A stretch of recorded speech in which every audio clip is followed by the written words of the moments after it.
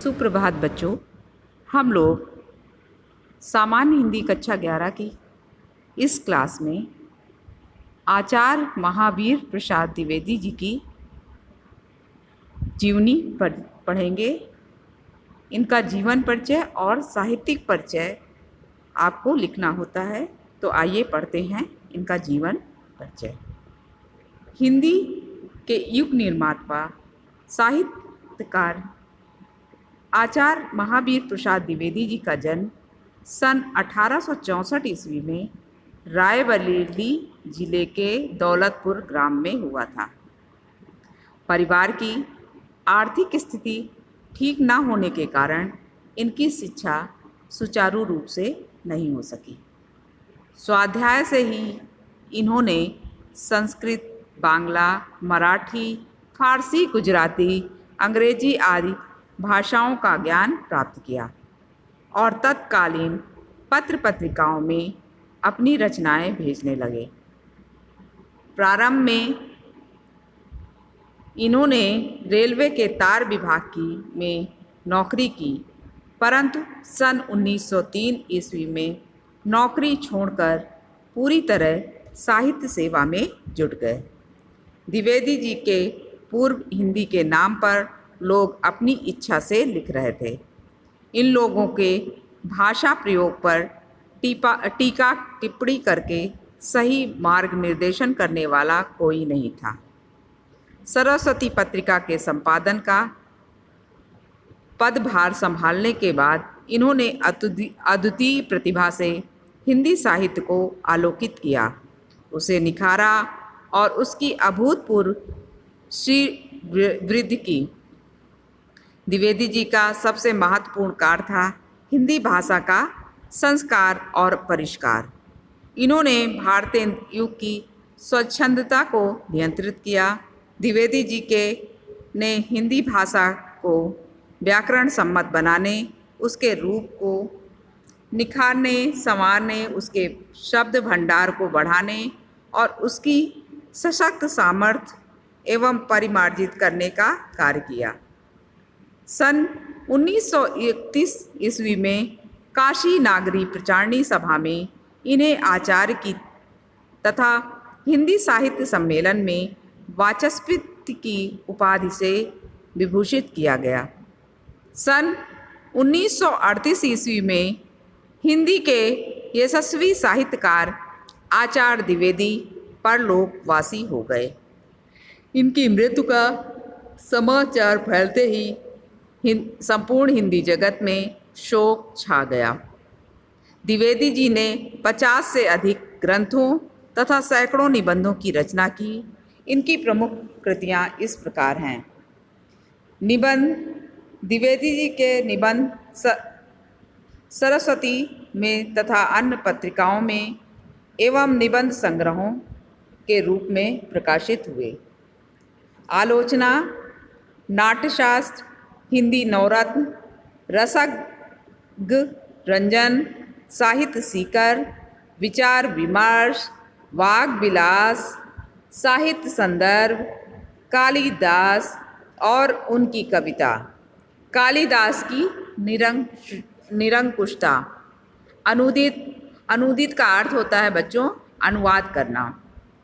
तो अनुदित रचनाएं इनकी इस प्रकार से थीं: मेघदूत, बेकन, विचारमाला, शिक्षा, स्वाधीनता, विचार रत्नावली, कुमार संभव, गंगा लहरी, विनय विनोद, रघुवंश, किरातार्जुनी, हिंदी महाभारत आदि। विविध जल चिकित्सा, संपत्ति शास्त्र, वक्तृत्व, कला आदि संपादन इन्होंने बच्चों सरस्वती पत्रिका का किया था। अन्य विशिष्ट रचनाएं: अद्भुत आलाप, संकलन, हिंदी भाषा की उत्पत्ति, अतीत स्मृति आदि। द्विवेदी जी हिंदी भाषा के सच्चे आचार्य थे। ये संस्कृत भाषा के पंडित भी थे। अपनी प्रारंभिक रचनाओं में इन्होंने जिस भाषा का प्रयोग किया वह निरंतर समृद्ध एवं व्याकरण सम्मत होती चली गई। हिंदी संस्कृत के अतिरिक्त इन्होंने अन्य भाषाओं के भी प्रचलित शब्दों के प्रयोग पर बल दिया। द्विवेदी जी की भाषा विविध रूपणी है। कहीं उनकी भाषा बोलचाल के बिल्कुल निकट है, तो कहीं शुद्ध साहित्यिक और क्लिष्ट संस्कृतमयी। द्विवेदी जी ने भाषा को प्रभावशाली बनाने की दृष्टि से संस्कृत की सूक्तियों का प्रयोग तो किया ही है, साथ ही लोकोक्तियों और मुहावरों से भी अपनी भाषा का श्रृंगार किया है। वे विषय के अनुसार भाषा का प्रयोग करने में सिद्धहस्त थे। इनके आलोचनात्मक निबंधों की भाषा शुद्ध संस्कृतनिष्ठ है। समसामयिक आलोचनाओं में मिश्रित भाषा तथा गंभीर व विवेचनात्मक निबंधों में शुद्ध साहित्यिक भाषा का प्रयोग द्विवेदी जी ने किया। इनके भावात्मक निबंधों की भाषा काव्यात्मक एवं आलंकारिक है। शैली की दृष्टि से द्विवेदी जी ने अनेक शैलियों का प्रयोग किया है। इन्होंने भावात्मक शैली में अनेक निबंध लिखे हैं, जिनमें अनुप्रास की छटा व कोमलकांत पदावली का प्रयोग दृष्टिपथ में आता है। द्विवेदी जी की विचारात्मक शैली में तत्सम प्रधान भाषा का प्रयोग हुआ है। इस शैली में मुहावरों व हास्य व्यंग्यों का प्रयोग कम हुआ है।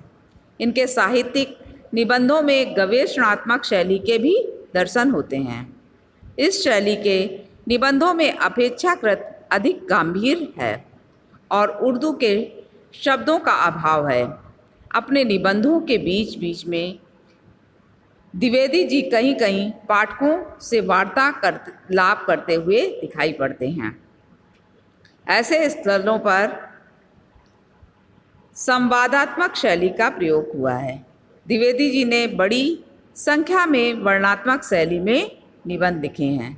आत्मकथात्मक एवं कथात्मक निबंध भी इस शैली में लिखे गए हैं, यथा एक हिसाबी कुत्ता, दंडदेव का आत्मनिवेदन, हंस संदेश आदि। सामाजिक कुरीतियों पर चोट करने के लिए द्विवेदी जी ने व्यंग्यात्मक शैली का प्रयोग किया है।